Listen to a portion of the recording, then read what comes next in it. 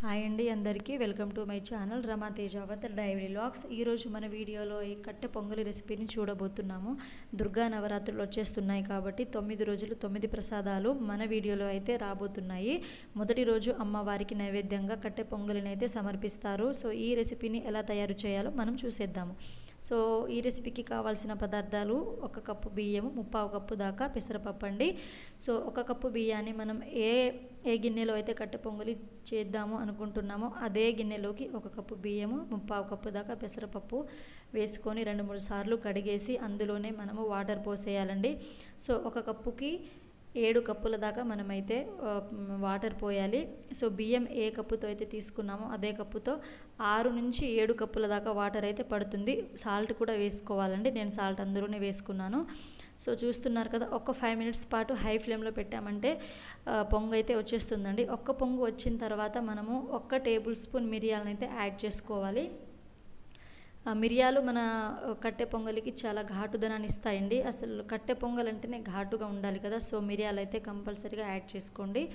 So చూస్తున్నారు కదా, మిరియాలు కూడా యాడ్ చేసినాక ఒక్క 5 మినిట్స్ పాటు మీడియం ఫ్లేమ్లో ఉంచినట్లయితే అన్నం పప్పు చాలా మెత్తగా ఉడికిపోతుందండి. సో ఇలా ఉడికిపోయిన తర్వాత పప్పు గుత్తి ఉంటుంది కదా, పప్పు గుత్తితోటి మెత్తగా మనము మ్యాష్ చేసుకోవాలి. ఎలా అంటే చాలా జ్యూసీగా రావాలండి.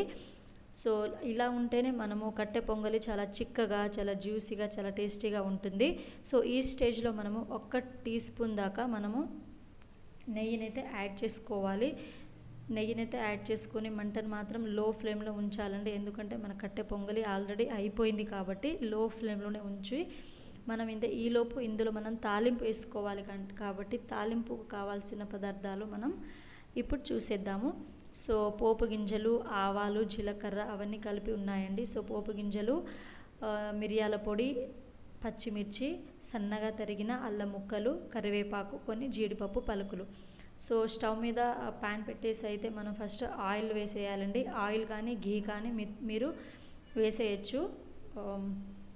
సో నేనైతే ఇక్కడ ఆయిలే యూజ్ చేస్తున్నాను. సో కొంచెం ఆయిల్ వేడయ్యాక మనం పోపు గింజలు, జీలకర్ర, ఆవాలు వేసేసి కొంచెం ఫ్రై అయ్యాక పచ్చిమిర్చి చీలికలు కూడా వేసేయాలండి. ఇంకా తర్వాత సన్నగా తరిగిన అల్లం ముక్కలు, మనము కట్ చేసి పెట్టుకున్న జీడిపప్పు పలుకులు వేసి కొద్దిసేపు ఫ్రై అయ్యాక చివరిలో అయితే మనము కరివేపాకు, మిరియాల పొడి అయితే యాడ్ చేసుకోవాలి. చూస్తున్నారు కదా, ఇలా మంటనైతే లో ఫ్లేమ్లో ఉంచి మనమైతే వీటిని గోల్డెన్ బ్రౌన్ కలర్ వచ్చేదాకా అయితే ఫ్రై చేసుకోవాలండి. ఇంకా ఆ తర్వాత అయితే చిటికెడు పసుపు వేసుకోవాలి. సో పసుపు వేస్తే ఏంటంటే కట్టె పొంగలి చాలా కొంచెం ఎల్లోగా కనిపిస్తుంది. సో బాగుంటుంది అనమాట. మీకు ఇష్టం లేకపోతే స్కిప్ కూడా చేసేయచ్చు. సో చివర్లో మాత్రం మనం కొంచెం ఇంగువ యాడ్ చేయాలండి. 1/4 టీ స్పూన్ దాకా ఇంగువ యాడ్ చేసి ఇటువైపు మన కట్టె పొంగలి ఆల్రెడీ సిమ్లోనే ఉడుకుతుంది కదా. సో ఇందులో అయితే మనం పోపుని యాడ్ చేసుకోవాలి. ఇలా యాడ్ చేసుకున్న తర్వాత అంతా మిక్స్ అయ్యేటట్టు అయితే మనం కలుపుకొని 2-3 మినిట్స్ పాటు అయితే సిమ్లోనే ఉడికించాలండి. అప్పుడే ఆ పోపు దనం అనేది మొత్తం మన కట్టె పొంగలికి అయితే పడుతుంది. సో చూస్తున్నారు కదా, మన కట్టె పొంగలి అయితే రెడీ అయిపోయింది. ఇంకా ఇలా మనం సర్వ్ చేసుకొని కొంచెం 1 టేబుల్ స్పూను నెయ్యి యాడ్ చేసుకొని అమ్మవారికి అయితే సమర్పించండి. సో మీకు ఈ రెసిపీ నచ్చిందా అండి? చూడండి, చూడడానికైతే చాలా బాగుంది. సో కమ్మగా, టేస్టీగా, మంచి సువాసనతో కలిగి ఉంటుందండి. సో తప్పకుండా మీరు ట్రై చేయండి. మన ఛానల్ని లైక్ చేయండి, షేర్ చేయండి, ప్లీజ్ సబ్స్క్రైబ్ చేయండి. Thank you for watching.